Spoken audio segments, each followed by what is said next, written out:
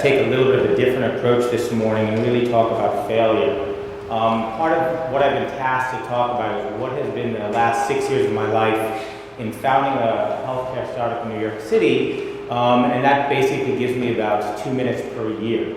And so I'm going to try to be brief with respect to those experiences, but suffice to say we are in downtown Manhattan. We have about 150 employees, and very broadly speaking, we help large employers today manage their radiology services for their employees.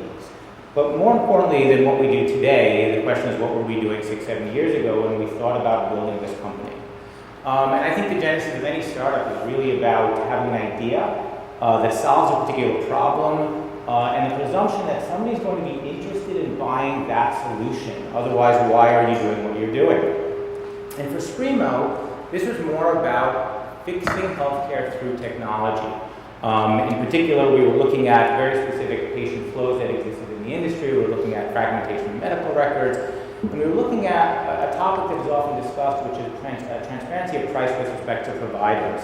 And as you can imagine, when you build a startup, either you are extraordinarily confident in what you're doing, or I would argue you are clinically insane, because the amount of work required for this is something that you really have to believe deeply in what you're doing. And in fact, my partner, who's an extraordinarily aggressive orthopedic surgeon, he was convinced that after a year of starting this company, he would be on the cover of Forbes magazine. And incidentally, this hasn't happened yet. and part of it is, so we decided to assemble a company. We hired, I think, 4 people, bought some desks from IKEA and opened up an office in Hoboken. And we went out to sell what we thought was an amazing product. And while we had some clients, at the end of the day, most people said no. And it wasn't the type of no that they said, hey, this is terrible, and what are you guys thinking? It was a little bit more ambiguous around, wow, this is intriguing, and we would love to implement this at some point in the future, but we simply don't have time to do that today. And after receiving that, probably 95% of the time, it started to dawn on us that maybe this isn't really a high priority for the people that we were talking with, and we were selling to very large employers and large insurance companies in terms of helping manage the population of employees with respect to healthcare benefits. And so we were fortunate that we approached one payer that I think they took a liking to us personally. Maybe they felt a little bit bad for us. And they said, look, guys, what you're building is really meaningful and could be helpful to us as an organization. But we're never, ever going to adopt this program. And we're like, well, that's interesting. And why is that? And they said, look, everything you're doing could provide us benefit. And in fact, it could save us money and provide various improvements for our organization. But at the end of the day, these are not things that are meaningful to us with respect to what we think about. And in particular, what they explained to us, and this is a payer that manages about $1 billion of medical spend annually, and they said, yes, providing transparency of cost and providing greater efficiency with respect to workflows, these are all important considerations that could help us. At the same token, the things that we worry about as a payer is when we have a patient that we predict will get better in 4 to 6 weeks, maybe at a $2,000 cost, and that patient somehow ends up getting better or not getting better over the course of 20 years, and it costs us $2.5 million. That's what keeps us up at night. And so they said, unless your transparency gives us some greater detail about that, and sheds light on the things that we care about, and they really were talking about quality, they said that this is not something we're going to be able to put into our queue probably for the next decade or two.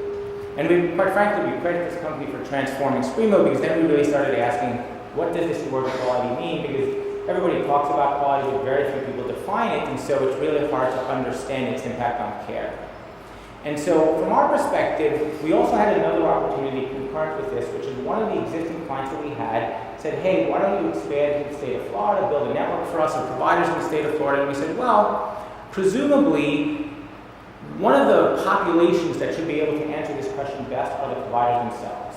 And so we conducted a 4-month road trip across the state of Florida. I personally traveled across, pretty much the entire state with one colleague from Spreemo. And we asked providers a very fundamental question. What makes you better than the provider 5 miles down the road? Why would a doctor send a patient to you? Why would a payer include you in a network? And what we discovered that every single MRI center in the state of Florida said the very same thing to us. Well, why? We're the best imaging center in the state of Florida. And in fact, we may be the best imaging center in the country. And what we discovered is you can't have 400 of the best imaging centers in the state of Florida. And at the end of the day, the reasons they were providing for us were inconsistent all over the map. You know, one example, we heard, hey, we have Dr. Smith. You've heard of Dr. Smith, right? Dr. Smith is one of the best doctors in our community, and so obviously we're the best imaging center in the state. And so ultimately what we realized is radiology is highly commoditized, that the only external information available to payers at the end of the day is really price distinctions from provider to provider, and that this was a problem that we weren't really nearing any particular solution. So I went to my co-founder, who had still yet to find himself on Forbes, and I said, is there anybody within your academic circles, he trained at UPenn, he trained at HSS and various institutions across the country, that you think could provide us, from an academic perspective, greater insight into this question? And so I find myself sitting across from Dick Herzog, who's the director of spine radiology at HSS, asking him this very same question, which is, Dick, he likes to be called Dick. I said, Dick, this is one of the best hospitals in the country. Half of your doctors here don't take insurance. I have a high deductible insurance plan, which means that if I want to come to HSS for an MRI, it's probably going to cost me $2,000 out of pocket. Whereas in contrast, I can go to an MRI center down the block and it will cost me $100. And the question to him was, why in the world would I ever come here? And he looked at us and he smiled and he said, wow, you know, nobody's ever asked that question. I've been waiting 30 years. And I'm like, well, that's what we're here for. And ultimately what he did over the next 9 minutes, he went into great detail of what it is that he does at HSS and the Department of Radiology that he felt other institutions don't do, and how those differences impacted how patients treated, and ultimately whether or not they had a reasonably good outcome or not. And for us, this was very interesting information. For the very first time, there's objective data about the practice of radiology that he felt translating to what he called quality. And so we reproduced, if you will, this experience with Dick, and we went to multiple academic institutions across the country, and we got very similar answers. So directionally, there's a lot of consensus with respect to what radiology groups felt were important, at least from an academic standpoint, and we kind of took a bold step that we felt in the industry, although as you can imagine, we bothered some people by doing this, but we said, could we grade physicians based on these variables that were provided to us to be important? And the concept was, we would say that those centers that had all of these variables that academic radiology thought were important, well, we'll call them an A, and we'll presume that they have the least likelihood of making an error. And then we'll take the centers that have none of those features and we'll call them a C, and we'll take it they have the greatest chance of having an error. And the critical thing to keep in mind is there's very little literature about this. And so we're really taking a step in this direction and saying, okay, this is interesting, but the real question then becomes, well, what is the implication on patient care? And so I go back to Dick, and I say, Dick, what do you think about this? And I said, do you think we could send a patient to 3 imaging centers based on these grades in New York City for an MRI? And by the way, before you answer that question, do you think that patient could be my mother? Because while I was having this conversation with Dick, my mother was visiting me from the state of Florida. My mother has a bad back, and she really didn't have much to do. And so it seemed like a reasonable thing to ask one's mother, thinks it would be fairly easy. And Dick looked at me, I think he was a little weirded out by the question. But at the end of the day, he said, you know, I don't think that's unreasonable. She's had many MRIs in the past, and it's not really going to cause her any harm. So if she's willing to do this for you, then God bless him, go ahead. And so now I go with my mother to 3 imaging centers in New York City, and we were trying to discover 2 things from this. One, what was her experience in terms of which center would she recommend to friends? Because a lot of patient referrals today are really based on recommendations from friends. And then 2, more importantly, we wanted to take those reports, bring them back to special surgery and say, are there meaningful differences between these reports? And more importantly, would that cause any meaningful changes in how the patient's cared for? And this is more of a kind of intellectual comedy here, but when we asked my mother which center she enjoyed the most, she enjoyed the center that we thought was the absolute worst. And unsurprisingly, it's because they fed her, and she had TV when she was undergoing the MRI, and the entire process took 20 minutes. And for her, this was really important. In contrast, the center that we thought was the best, she said, I would never, ever, ever recommend anybody to go there. I sat in the machine for 45 minutes, nobody was smiling at me, and they had like this plastic water dispenser. She goes, they have absolutely no idea how to run a business. And more importantly, and I'm not going to go into too many clinical details about this, but when we ultimately took those reports back to special surgery and reviewed this with various physicians, what we ultimately discovered is, one, the differences were quite extreme, to the point that based on her clinical presentation, based on one report, my mother would receive potentially treatment for arthritis in her facet joints, where another report that actually didn't identify that she had facet joints, which is somewhat comedic, she would now be treated potentially with epidurals and surgery, simply based on this. And we recognize that this is not scientific per se, but for us directionally, this was really important to understand that, wow, maybe there is an interesting thing with respect to quality, with respect to imaging, and with respect to how this could impact patient care.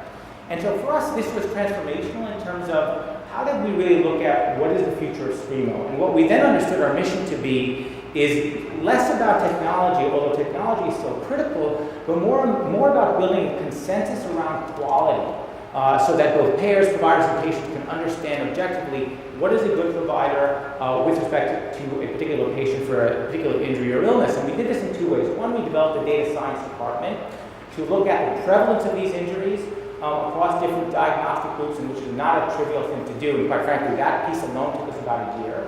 But then also to understand, could we be predictive about which groups would have more or less errors based on the way they practice? And then finally, could we attribute some cost related to these errors working with a lot of the employers?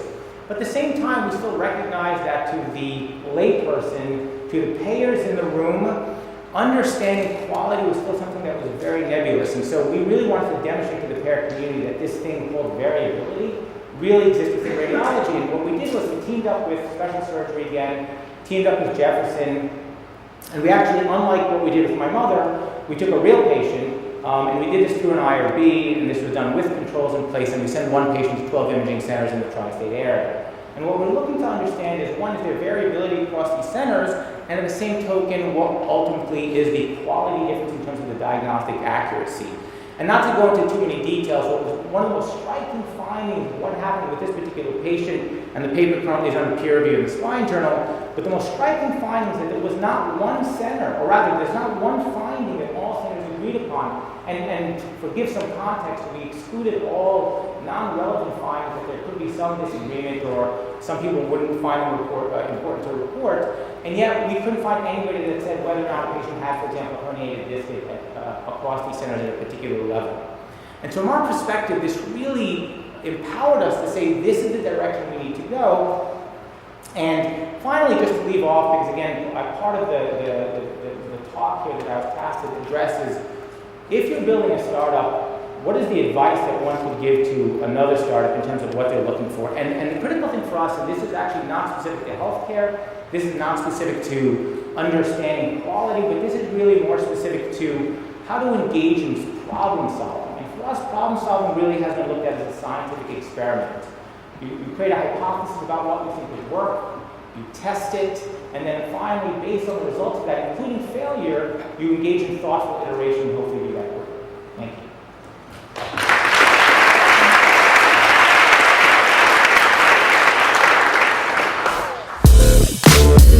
you.